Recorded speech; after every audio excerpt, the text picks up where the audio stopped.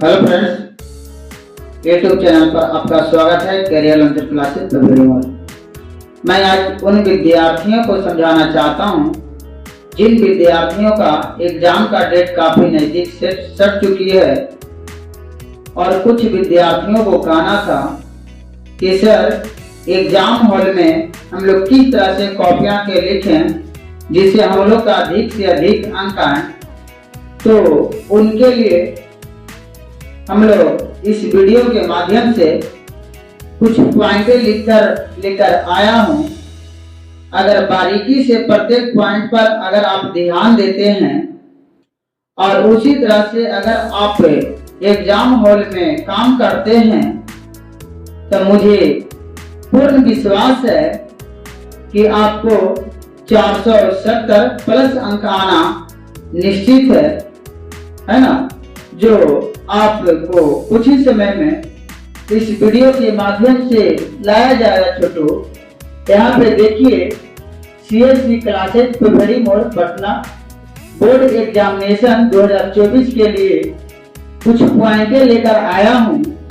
जो आप देखिए यहाँ लिखा हुआ है 470 प्लस अंक बोर्ड में चाहिए, तो जो बताएंगे उसी तरह से लिखना बोर्ड में कॉपी, तो अंक आना निश्चित है।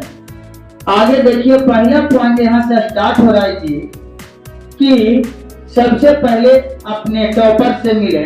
सबसे पहले अपने टॉपर से मिले तो टॉपर विद्यार्थी पिछला बार जो किया था, जब 12th में पढ़ रहे हैं और 12th में भी टॉप किया था, उस विद्यार्थी तो तैयारी करने के लिए पटना चले गए हैं।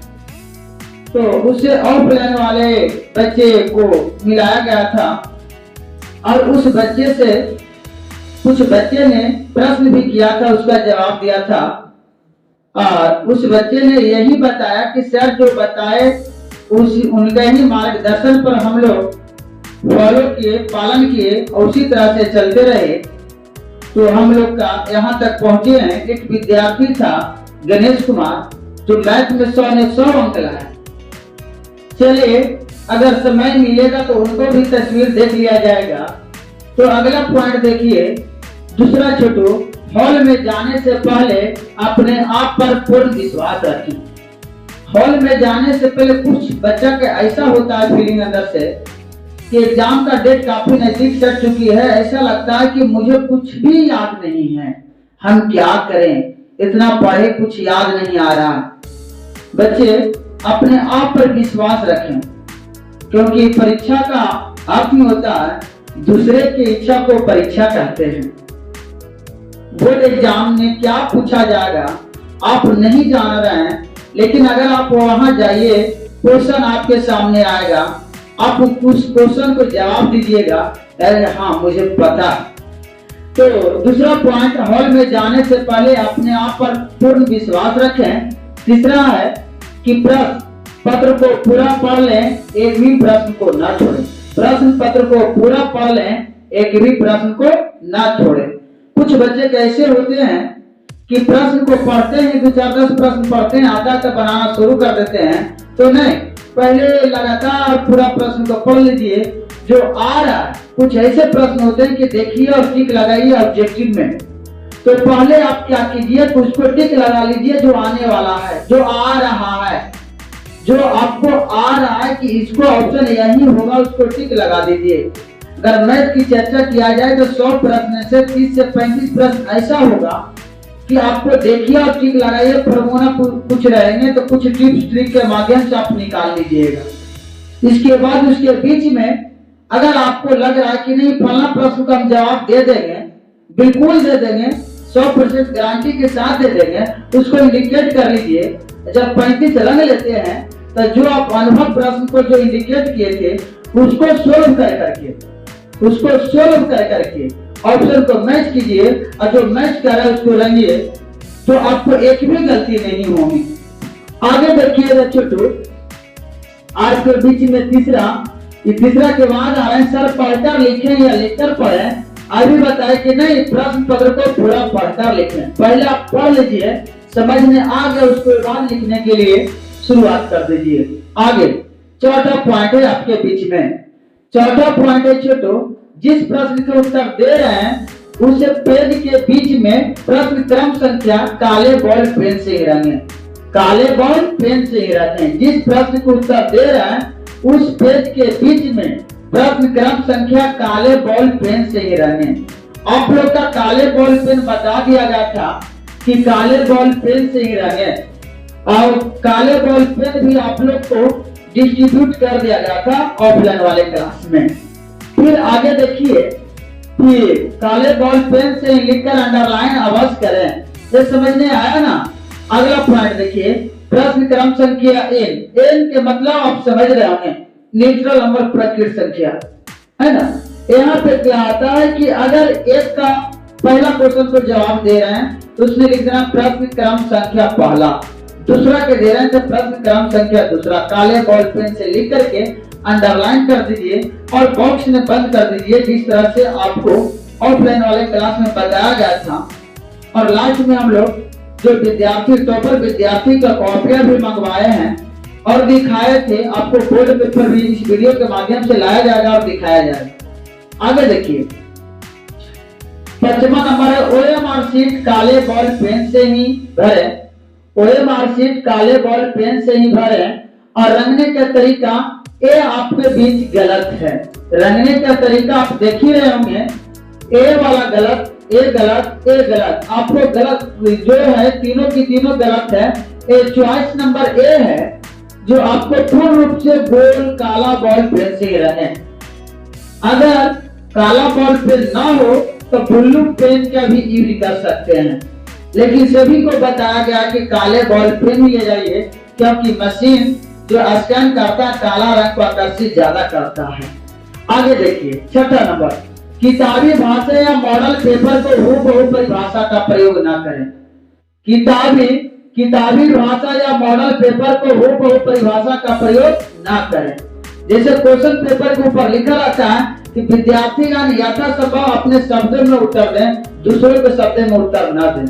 चलिए अगला पॉइंट देखिए, दीर्घ उत्तरीय प्रश्न। दीर्घ उत्तरीय और लघु उत्तरीय प्रश्न को सटीक और सही उत्तर दें।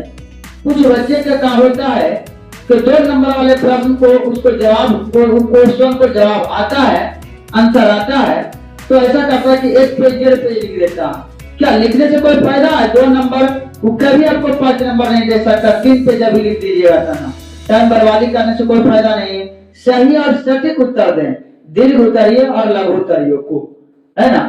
आगे देखिए, आपके बीच में आ रहा है हैंड राइटिंग पर ध्यान देना है।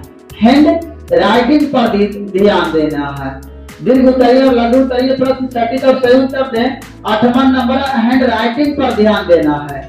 हैंड राइटिंग आपको लिखते समय बिल्कुल ध्यान दीजिए कि आप जो लिख रहे हैं एग्जाम हॉल में बैठे हुए हैं और उस पर थोड़ा कंट्रोल करते हुए आगे बढ़िए।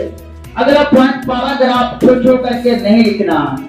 पैराग्राफ एक लाइन छोड़ करके कुछ बच्चे पेजा भरने के चक्कर में लिखते हैं, तो एक क्वेश्चन जब पूरा हो जाता है तो 5-5 6 लाइन छोड़ते हैं। नहीं, एक क्वेश्चन का आंसर अगर पूरा हो जाता है तो 2 से 3 लाइन छोड़ दीजिए, आगे प्रश्न क्रम संख्या डाल करके उसको आंसर देना शुरू कर दीजिए अगला प्रश्न को।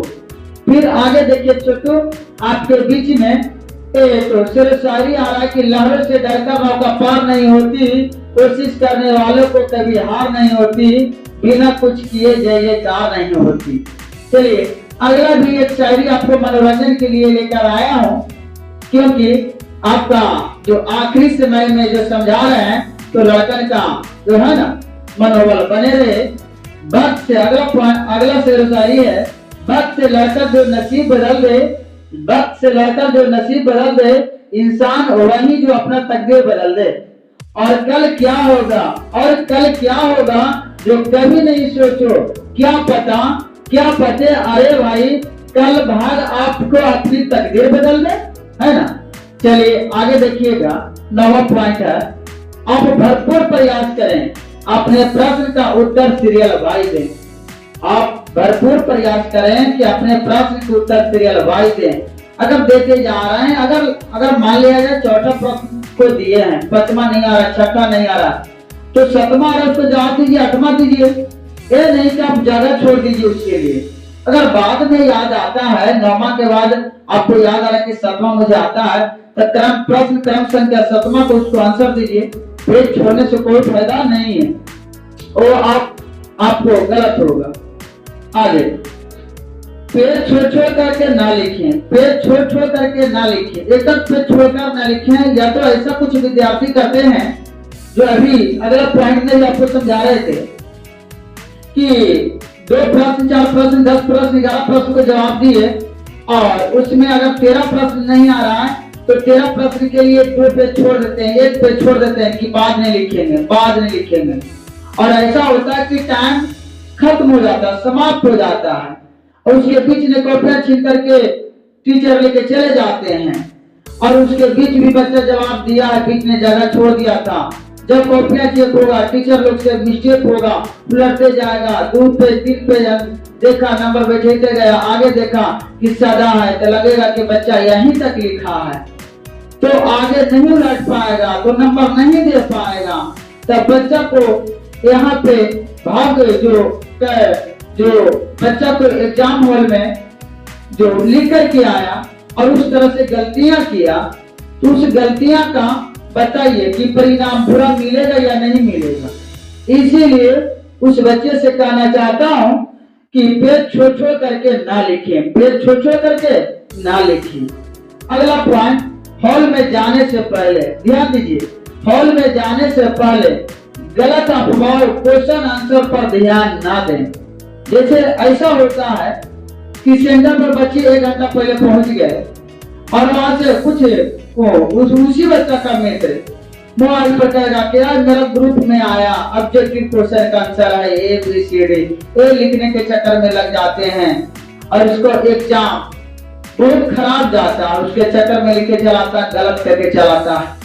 तो वो गलत अफवाह पर ध्यान ना दें, बिल्कुल अपने आप पर पूर्ण विश्वास रखें, अपने आप पर पूर्ण विश्वास रखें कि जो हमने तैयारी किया है किसी और ने तैयारी नहीं किया है।